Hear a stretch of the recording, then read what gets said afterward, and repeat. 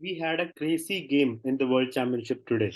Game 8 of the World Championship started with Ding with the white pieces playing d4, knight f6, c4, e6, knight f3, and bishop b4, the Nimso Indian defense.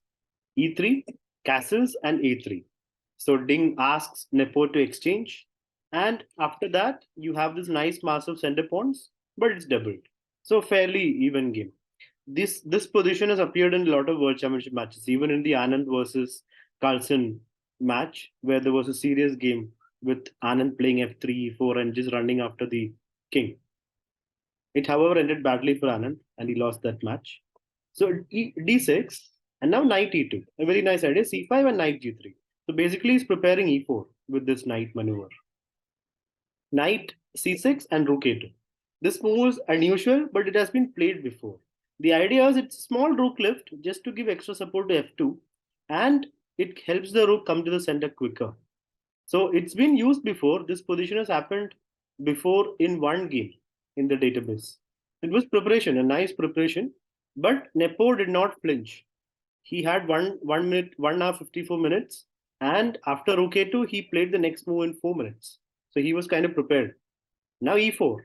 Looks scary, right? White's pawns are running up. Bishop a6. The black is attacking the c4 pawn. Bishop g5. Pawn h6. And here comes Ding's h4. Ding has done a fishing pole trap. If you take and after takes, if you move your knight, then of course you lost because of queen h5. That you can't play f5 because of g6. I mean f5, yeah, g6 wins. So this is like common knowledge. So you can't go like this with black. Instead, Nepo plays after h takes g6, giving back the piece. Here, Ding had a idea. He could have played pawn f4. This was a possibility. Because now what would happen if Ding plays? You still cannot move the knight because of ideas like queen g4 and queen h4 is coming. So this is still incredibly risky. So can't do that. I mean, playable but very risky. So instead, let's say knight a5 attacking the c4 pawn. Now we play queen f3. Let's say they take. Now we take. And after queen takes, the difference is we've got e5. And after takes queen g7, you got knight e4. So you have the ability to come to f6, and now you're actually winning. So f4 was an interesting try here instead of directly taking the piece. But Ding takes the piece back, and now he plays e5. After takes, the idea is d5. If pawn takes back, it is still fine for black. Instead, Nepo plays knight e7, which is also good, allowing the passed pawn, which would anyway have come on the board. Now comes d6. Ding gets this nice passed pawn in the position. The knight moves to f5, and now knight e4, attacking the queen. Queen moves, and here comes queen d3. Nice idea. Queen h3 is in the air. So Nepo plays king g7, preparing rook h8. If queen h3, rook h8 would be fine for him. And now g4, making the knight move away. Bishop b7, a very nice move. Because if the knight moves, where can the knight move? Knight h6. If you play knight h6, then g5, knight back, and now f4, and the rooks are about to come onto the h file, and that would be good for white. The idea is if you take the knight, then after pawn takes, there's a pin. So takes, he won't take directly. He takes directly, and if you play queen h3, then there's rook h8. So there's no problem with that. And if you move the knight, now you lose the rook. And if bishop g2, he just takes the piece. That is the idea. So that is why in this position, bishop b7 was played. Very accurate by Nepo. And now rook h3. Nice move, getting out of the pin, renewing the threat of pawn takes knight. Here, Nepo played knight h4. Ding played g5, attacking the knight. And now bishop takes. This is actually a mistake because the correct move would have been rook h8, defending the knight and stopping any play on the h file. But after bishop takes, queen takes, knight f5, what Nepo missed was that he cannot really get this pawn so easily. He missed rook d2. And now Nepo can't take that pawn because of queen e5. So Ding keeps the pawn. And once this pawn reaches d7, it's enough to create counterplay. So this position is completely winning for Ding. It's +7 after rook d2. Rook h8 was played, takes, and now d7. Instead of d7, this idea of rook d3 would have been a winner. This would have been just crushing because the rook will get to h3 and the queen can come to h1, and there are ideas of d7 and queen takes if the rook is on d3. So this would have been a nice idea for Ding, but Ding goes d7, threatening queen takes rook. And if queen takes back, promotion. So Nepo has to play rook d8. Now queen takes pawn.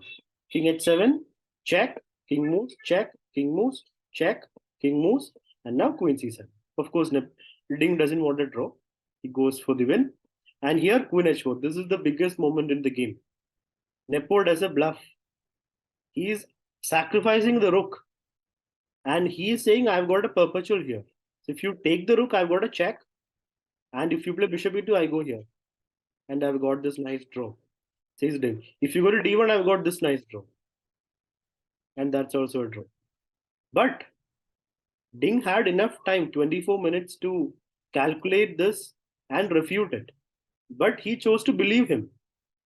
What is a refutation? After you take the rook, if queen e4 check, let's say bishop e2, okay, you can just repeat once and then you come back. Now you can go rook e2. He probably thought after queen b1 he's still not winning. But this king d2, and now where is the check? Queen b2, just king d3. There's no checks. Okay, queen b1, there's rook c2. And queen takes bishop, rook e2. Or actually king d2. And the king escapes like this. If queen f2, just king c1. And queen f4, king escapes. And this position is winning because the d pawn is still on the board and it's an exchange up.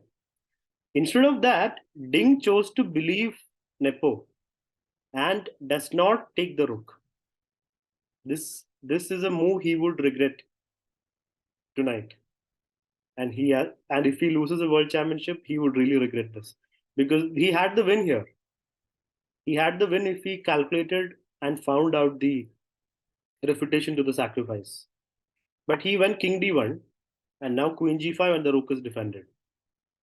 Here Ding played king c2, queen e7 going after the pawn, bishop g2, and here Nepo again made a mistake. He played e5. The correct move would have been knight d4 because you got a sacrifice to win the pawn back and get a position where there is enough material against the bishop. So here if you take, and after let's say rook d7, black is fine. Queen f4, you can just go c take d4. And if rook d4, there's queen a3. This is a very nice move. Difficult to calculate all this. Yeah. If rook takes rook, there's this check, and we have got a drawish position. 5 pawns against the bishop and 2 pawns. Should be holdable. So here Nepo played not knight d4, which would have drawn or close to a draw. He played e5. This allows Ding to come with bishop e4, attacking the knight. And now knight h6, queen takes a7. Knight g4, and now bishop c6. Here there was bishop c6. If Ding was alert that black would sacrifice a piece and get enough material against the extra piece, he could have played bishop c6 and this was winning. Because you can never lose this. White can never lose this position because of the d7 pawn. It's always defended. And it's a safe and clearly better position for white. So instead of bishop c6, he went bishop f3. And now Nepo correctly found the next move. He played knight f2. And after that, it's an extra piece, but black has got 3 connected pass pawns. And they just roll. Queen takes, of course, there's a pin. So pawn can't take the bishop. But yeah, it's in the air. Now rook takes d7. The d pawn is gone. Queen b8. And here queen d6 getting out of the pin. If queen takes d6, rook takes.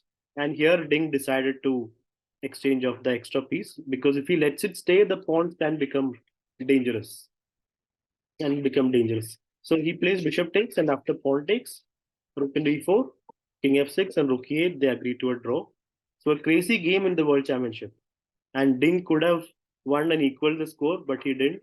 He believed Nepo, and now he's still trailing by 1 point after 8 games.